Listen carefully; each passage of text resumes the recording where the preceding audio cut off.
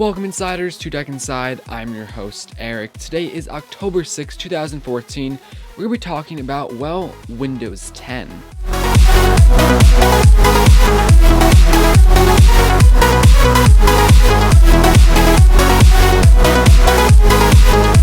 So Microsoft kind of dropped a big surprise on us. We were thinking that in 2015 or in 2016, Microsoft was going to come out with, well, Windows 9. But they basically skipped all of Windows 9 and went straight to Windows 10, which they just announced a few days ago. We aren't 100% sure why it was actually named Windows 10. It could just be the fact that they're trying to separate it from Windows 8 a bit more. So if you hear Windows 9, you might think, it's just an updated version of Windows 8. But Windows 10 seems to be all of a sudden a lot of a bigger operating system, or well, a different operating system. Or maybe they just said, hey, I like the number 10. We don't know. Regardless, Windows 10 is kind of going to take the best of both worlds. It's going to take the best parts of Windows 7 and the best parts of Windows 8 and push them together. With Windows 7, well, I don't think I have to really mention much about Windows 7. Windows 7 is just a basic Windows operating system.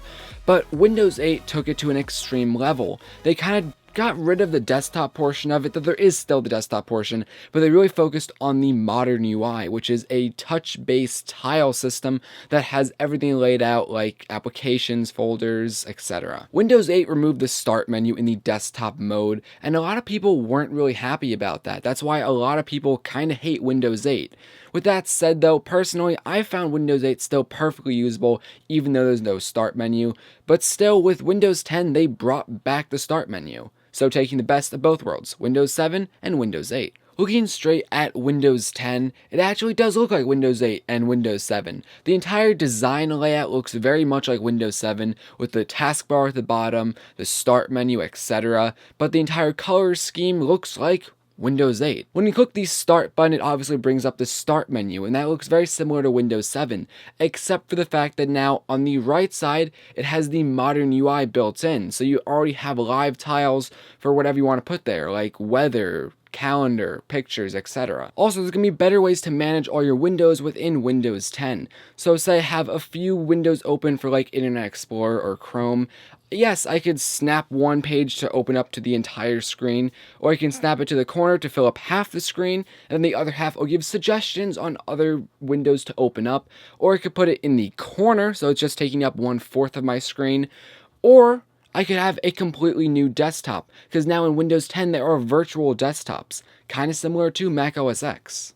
So pushing all those features aside, the modern UI. I mentioned how Windows 10 isn't going to actually have the modern UI.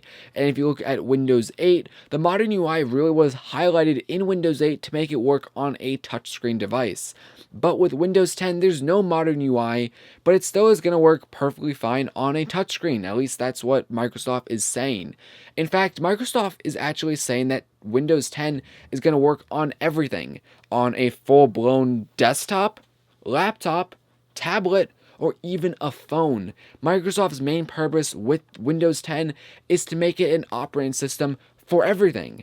And that is a great idea among itself. Possibly. On paper, it actually seems like it could be a good idea, because then all my files could potentially go on all my devices, all my applications could potentially be on all my devices. But the thing is, Windows 10 probably isn't going to be a light operating system. In fact, Windows in general needs a very powerful processor to run it all. And is a phone going to be able to run it easily? Well, we're going to have to wait and see. Personally, I am all for having an all-in-one kind of device. Maybe Microsoft can make a phone that then docks into some sort of docking station, which then makes it a full blown-out PC, because obviously on the phone, we're not going to see a desktop on the phone, we're going to see some sort of modern UI, but it's still going to be the actual same operating system of Windows 10. Again, though, we're going to have to wait and see really what happens, but Windows definitely has some good things in their mind. So, you tell me, what do you think about Windows 10? What do you think about Microsoft really trying to make it an all-in-one operating system? I'm all for it, but we'll have to wait and see what happens. I'm not a main Windows user. I have Windows 8 on my computer, or well, Windows 8.1, but I primarily use Mac OS X, and I have an iOS device. My iPad's right here. So, I kind of question what's going to be happening in other ecosystems. If Microsoft is successful with making this all-in-one operating system, Will Mac OS X follow with that? Could we see Mac OS 11 potentially be an all-in-one kind of operating system, or at least work better on tablets? And also, what about Android? Android's just made for tablets and phones. Are we going to see a desktop version of it as well? Are we going to see the Chrome OS and Android merge together somehow?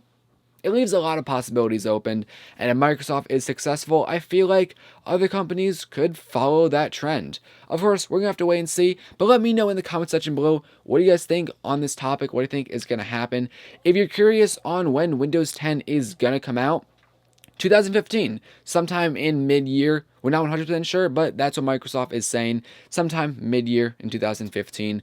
If you want to actually see Microsoft's full video on Windows 10 and see features and stuff from their perspective, check the link out down below. I made an article on techinside.us. That is my website. There's an article there. You can read a bit more and also click on the video to see what Microsoft actually is coming out with. You want to see their own preview, I guess.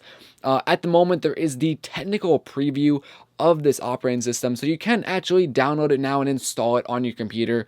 It's kind of like a beta or a pre-beta or an alpha. I'm not sure what you want to call it, but the operating system definitely isn't done. More features are going to be added, but from what I've seen, Windows 10 currently in the technical preview is not finished. So don't think you can install it and run it as your main operating system, because it's probably not going to be very stable, probably not going to have a lot of support for applications, so be warned about that.